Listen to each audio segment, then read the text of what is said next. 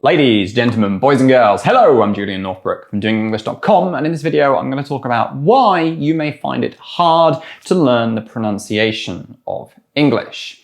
I'm coming to you today from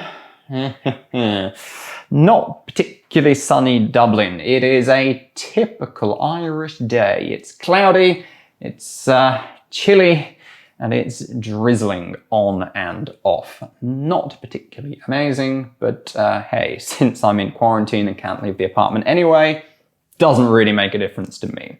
Why do some people find it hard to master the pronunciation of English? Okay, this is a good question. First, before we get into kind of the main three reasons why this happens, we need to understand that we have to make a distinction between the pronunciation of a language and the accent. Often people tend to mix these two things together, and sometimes that does make sense. But as somebody learning English as a second language, thinking of pronunciation and accent together isn't always very productive.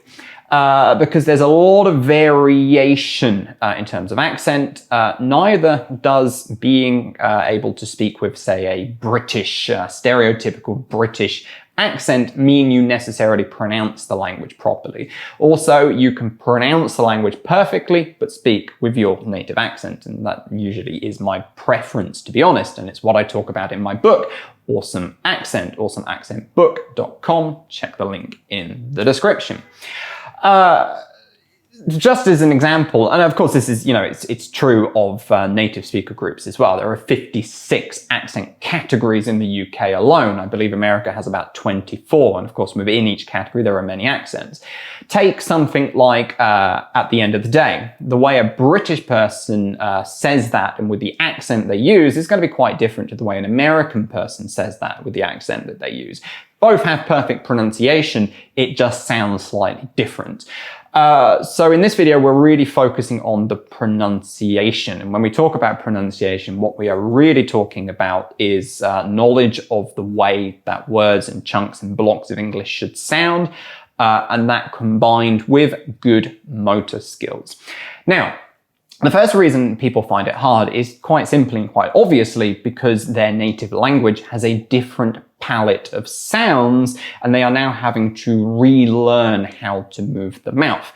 Different languages have different quantities and different types of sounds. So different people from different languages will find pronunciation more or less difficult. This is purely anecdotal and you shouldn't quote me on this. But it's a good example. I have a friend from Sweden who speaks, I believe it's 7 or 8 languages at a very, very high proficiency level. And whilst I can't speak about most of those languages, I can attest to the fact that his English pronunciation and his Japanese pronunciation is spot on. He says that his native language, Swedish, has a lot of sounds, a very wide palette of sounds, meaning that for him it's not really about having to relearn or retrain the motor skills. Rather, it's just, he just takes the languages, the sounds that are already there in his native language and just reapplies them. How true that is, I do not know. Again, it's an anecdotal example, but it makes a lot of sense to me. Somebody from, say, Japanese, for example, will struggle a lot more because Japanese has a more limited, tighter range of sounds. Therefore, they have to retrain themselves a lot more than somebody from, say, Sweden or a different language. You can think of this as like, if you've learned to write and you've learned by holding your pen in a weird kind of way. I use this example because I did as a kid. Like I wouldn't hold the pen properly. It's almost like I was gripping it like this. I learned to write quite well like that. But then later when I wanted to retrain myself to actually hold the pen properly, it was quite hard to do. Another analogy that I've seen elsewhere, and I forget where I actually read this, but it's a good one. If you, get a black belt in, say, karate, and you practice a karate kick or a karate punch for many, many years, and then you switch to, say, I don't know, kung fu, well, the form and the way of doing it might be slightly different, and you're having to then retrain the motor skills to move in a slightly different kind of way. This is exactly the same for English. And what it really means is it just means you've got to train your mouth and the muscles and the tongue and all the bits and pieces that are moving to move in the right kind of way. Another reason why people struggle is because they learn an idealized version of English. And this is very, very similar to, say, the grammar of English. One of my MEFA clients was recently asking me about very synonymous expressions. Things like, would you like some water, which is the technically correct expression, and then would you like any water, which is, just as common. And you go to a restaurant here in Ireland and people are going to say, hey, do you want any water? Technically, it's not correct, but people say it. Well, it's actually only technically not correct if you prescribe to, listen to textbook, grammar book, prescriptive grammar rules. Descriptively, that is what people actually use in the real world. Yep, lots of people say, would you like any water? Do you want any water? And it's the same kind of idea. You learn a certain kind of idealized pronunciation, and then people in the real world often don't actually do that. And that's then going to confuse you, and it's going to make comprehension harder, and it's going to make modeling your own pronunciation harder. Really, you've just got to understand that variation is the key in all languages, but especially in English. Another reason, a very, very important one that people struggle with pronunciation, and kind of related to the previous point, is that the way that they have been taught really isn't very good for actually speaking in a smooth, natural, awesome sounding kind of way. People get taught grammar rules and individual words, and you learn the words as words, you learn the meanings as words, you practice the pronunciation as words.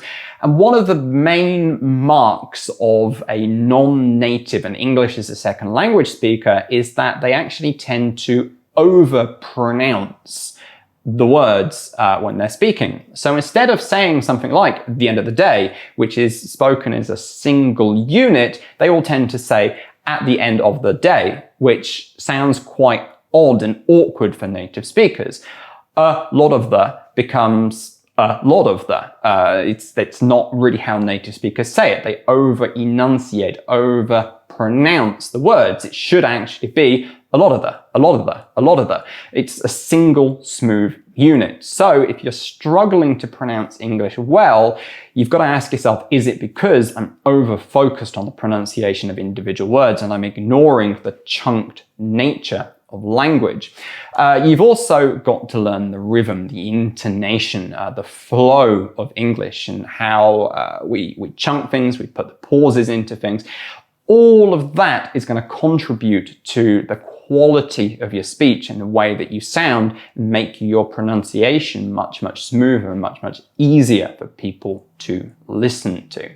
Now, if you are struggling to do that, I wrote a free guide that you might find helpful. It's called the Good Shadowing Guide.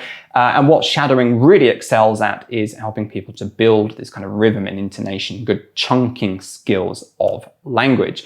I've got videos about shadowing on my YouTube channel. Over the years, I've noticed that the way people use the exercise really actually isn't quite right, and they struggle and they don't get the results from it that they expect because the way they are doing it and using it is wrong. Hence the Good Shadowing Guide. If you head over to doingenglish.com/shadowing, you can download the free guide for free.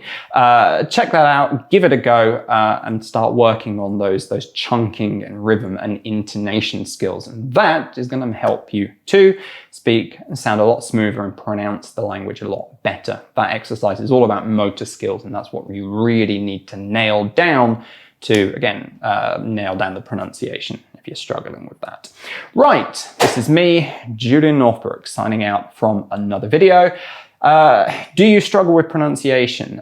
Is it easier or less easy for people with your first language? Does your first language have a wide range of sounds or a limited range of sounds? Leave a comment. I'm certainly interested to know, and I'm sure other people will be too.